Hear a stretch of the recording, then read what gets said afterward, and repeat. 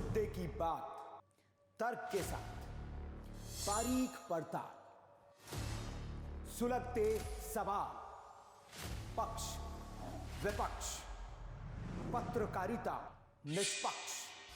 सबसे बड़ा सवाल देश का है। सवाल देश का है। सुनील राउत के साथ वीके न्यूज, राष्ट्र के नाम। नमस्कार, आप देख रहे हैं वीके न्यूज। मैं हूं आपके साथ योगेश मिश्रा।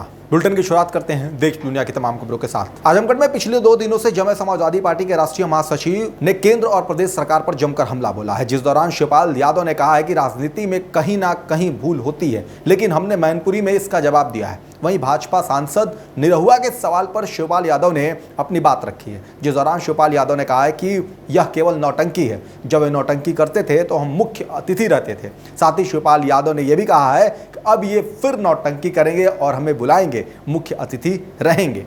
देखिए, मैंने शुरू किया था लखनऊ से चले रायबरेली, रायबरेली से चले फिर प्रतापगढ़, प्रतापगढ़ से जौनपुर, जौनपुर से आ गए आजमगढ़, और अब आगे वो भी जाना है मऊ, मऊ के बाद बलिया।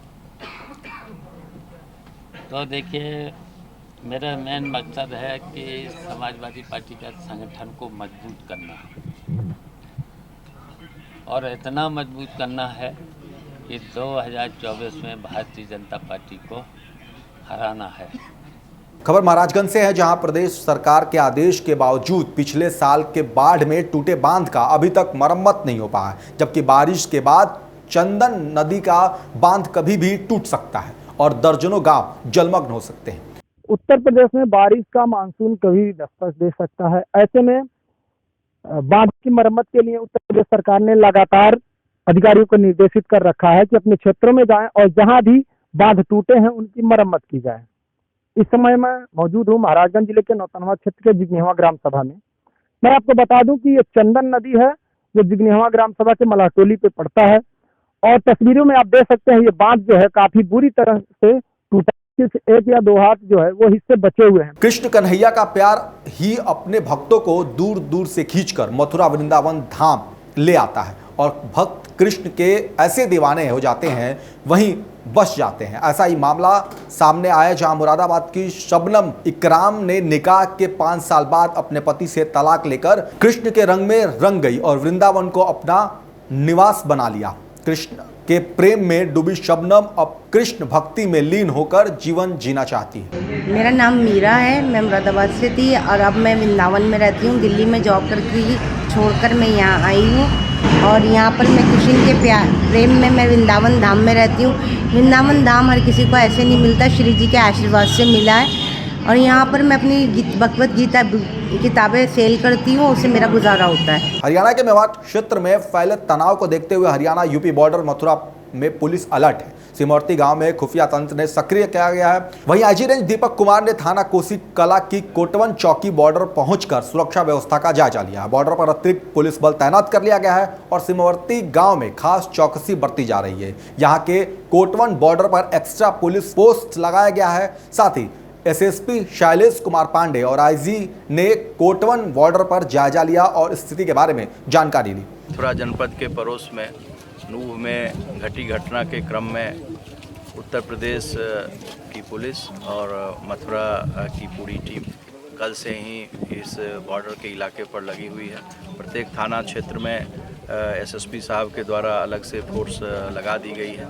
जो भी डीजीपी महोदय और माननीय मुख्यमंत्री जी के निर्देश हैं, उस निर्देश के क्रम में इस इलाके में जो बॉर्डरिंग के हमारे थाने हैं, सभी जगह जो लोग हैं उनके साथ मीटिंग की जा रही है।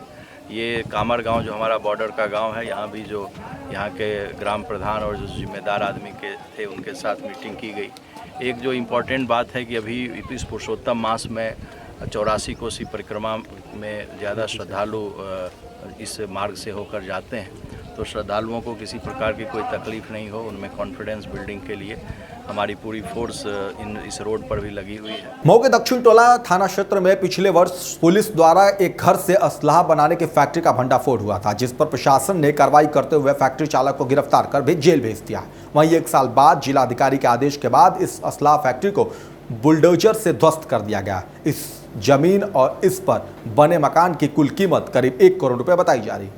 ये अपराधी हैं लोग, ये भारी पैमाने पे अवैध शस्त्र का निर्माण कर रहे थे। मूल रूप से तो ये बिहार के थे, लेकिन कई वर्षों से आके यहाँ बस गए थे। ये तबरेज और उसकी पत्नी का मकान है सबाना का, और उसकी माँ का दूसरा मकान रघुनाथपुरा में भी गिराया जा रहा है। वहाँ जेसी भी नहीं जा सकता, तो हैमर से वहाँ गिराया जा रहा है। तो ये क्योंकि मकान इन्होंने जो बनाया था वो अपराध द्वारा अवैध धन से अर्जित धन से बनाया था। उसको गैंगस्टर एक्ट के तहत माननीय जिलाधिकारी महोदय द्वारा पहले कुर्क किया गया था। फिर उसमें आगे जब जांच हुई तो ये बात पता चली कि इन्होंने अपना कोई नक्शा वगैरह भी नहीं पास कराया और कोई नियम कानून के बगैर इन्होंने बना दिया था।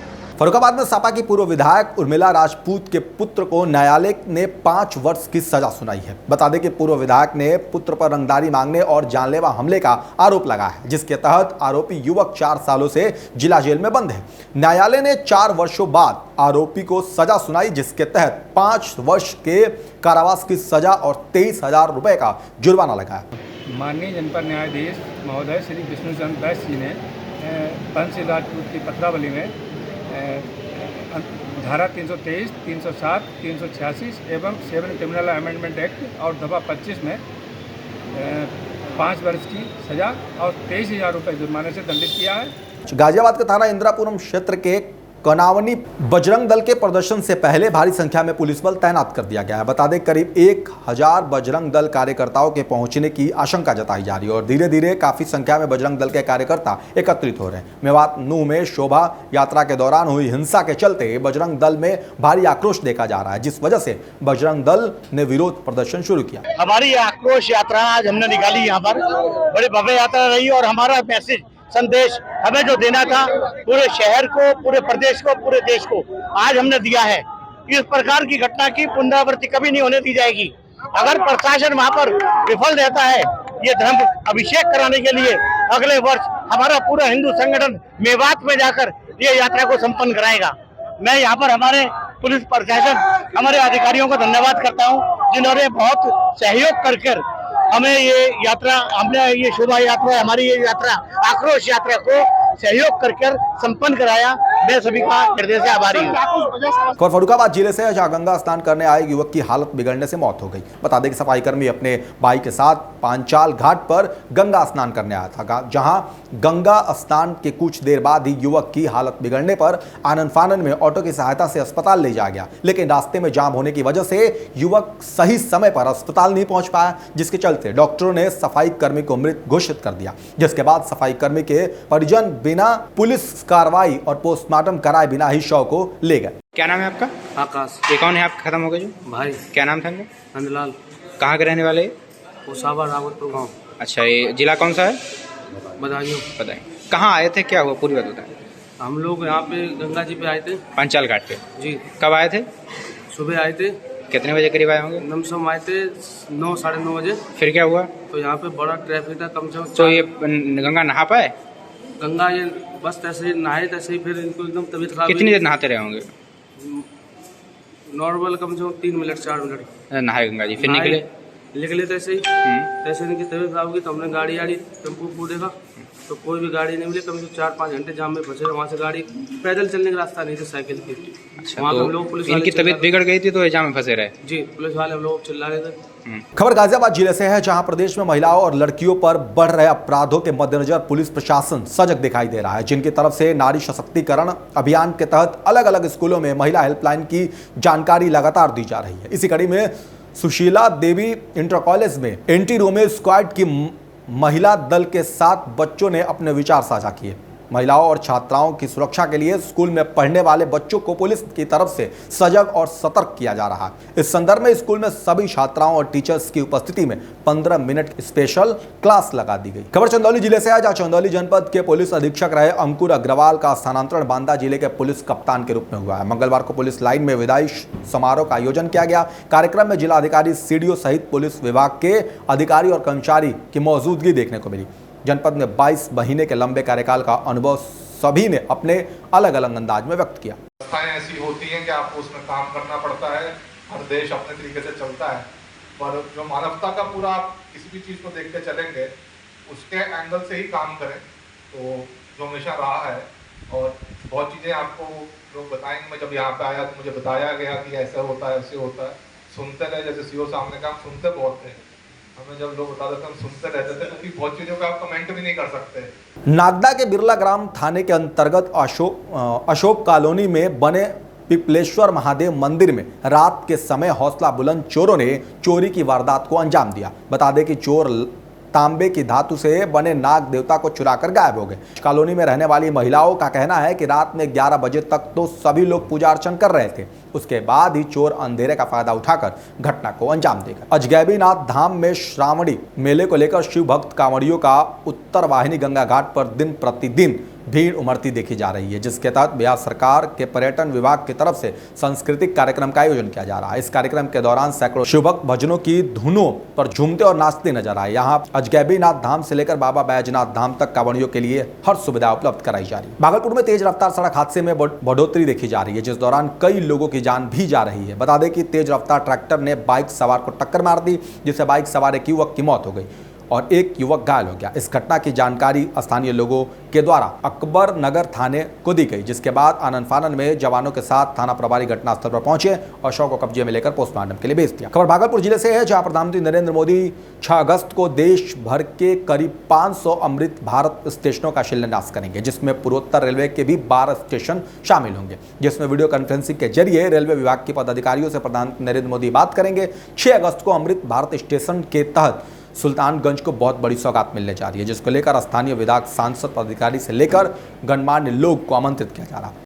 तीसरा कारण यह है कि 6 अगस्त को लगभग 500 से ज़्यादा स्टेशनों पे देश भर में शुभारंभ कार्यक्रम अमृत भारत स्टेशन स्कीम का होगा और इसमें जहाँ तक हम लोगों को सूचना है, माननीय प्रधानमंत्री दिल्ली से हम लोगों के साथ जुड़ेंगे लगभग 11 बजे और उसके पहले हमने यहाँ के सब जितने सम्मानित लोग हैं उन सभी को हम लोगों ने आमंत्रित किया है, आमंत्रण भेज रहे हैं। मैं स्वयं भी यहाँ के मेंबर्स ऑफ पार्लियामेंट, एमएलए सब लोगों से बात करके उनको आमंत्रित कर रहा हूँ और एनजीओज़ और बाकी जितनी सेंट्रल और स्टेट गवर्नमेंट के कॉलेज के, स्कूल के बच्चे, इन सब लोगों के जितने भी फील्ड है, सबके जो सम्मानित लोग हैं उनको हम लोगों ने आमंत्रित किया है। इस बुलेटिन में फिलहाल इतना ही। देश और दुनिया की तमाम खबरों के लिए देखते रहिए वीके न्यूज। नमस्कार। वीके न्यूज, राष्ट्र के नाम।